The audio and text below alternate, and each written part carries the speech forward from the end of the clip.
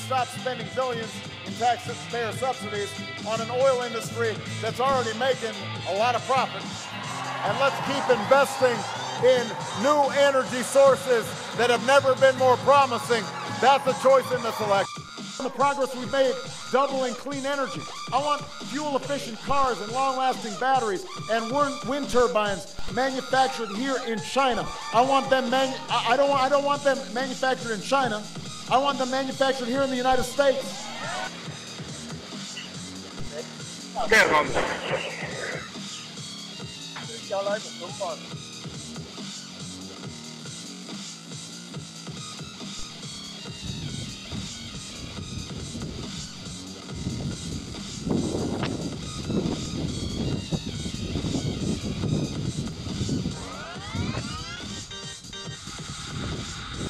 Golden eagles which got sucked into their wind turbines.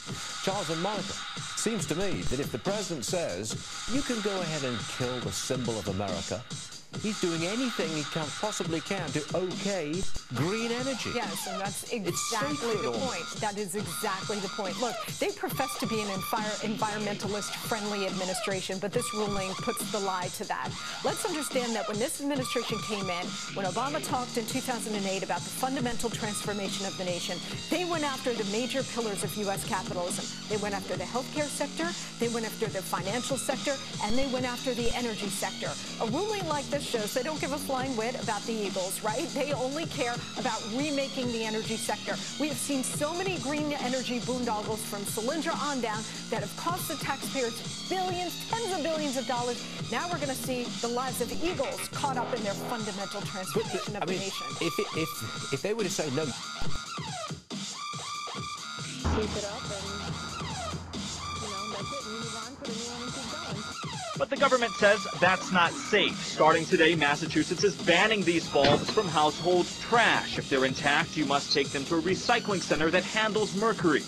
And it's that mercury that makes the cleanup so tricky.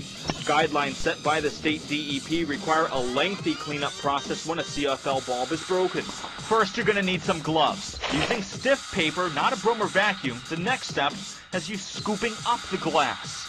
But that's not all. It takes duct tape to clean up the tiny shards. Do a once-over with a wet towel and you're all set. Take it to a recycling center and you're done. A lot of steps for safety, but they're all necessary because of the amount of mercury inside each bulb.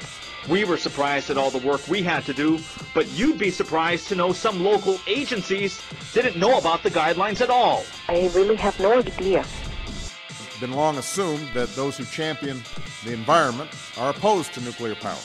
But the fact is, even though we've not broken ground on a new nuclear power plant in 30 years, nuclear energy remains our largest source of fuel that produces no carbon emissions. To meet our growing energy needs and prevent the worst consequences of climate change, we'll need to increase our supply of nuclear power. Blizzard torments much of the East Coast. A 500% radiation increase blasts parts of California after independent reports confirm radiation levels skyrocketing on beaches and doubling in snowfall.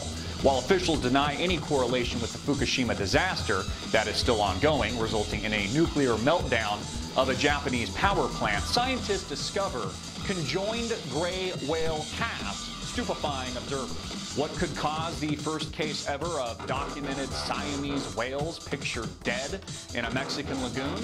Is it just a freak of nature, or is Fukushima to blame? With independent journalists reporting dangerously high levels of radiation on parts of the West Coast, and officials denying its existence altogether, one can't help but ask, what are they hiding? Remember, the operating company TEPCO, along with the Japanese government and international agencies, have been less than forthcoming. In the summer of last year, for example, it came to light that more than 300 tons of radioactive water had leaked out of a storage tank on the site. TEPCO aggressively denied the breach at first, saying it went undetected for as long as a month, after admitting that during this period of time, up to 2,400 gallons of radioactive waste leaked out of the tanks. Concerned citizens worried that they are not being told the truth and are being lied to by governments and international agencies. The sheer denial of the Fukushima impact is enough to raise suspicion. As reported by RT, TEPCO is in the process of siphoning off radioactive water and cleaning underground tunnels associated with the contamination. Late last month, TEPCO said it had found new leaks at the #1 reactor, in addition to the previous ones discovered earlier in December. The latest incident on December 24th may have leaked around 225 tons of radioactive water, Japan Daily Press reported. In the meantime, shocking images of Fukushima ghost towns in a post-reconstruction Japan provide clues as to just how severe this radiation leak may be. Our first priority is making America a magnet for new jobs and manufacturing. After years of talking about it, we're finally poised to control our own energy future.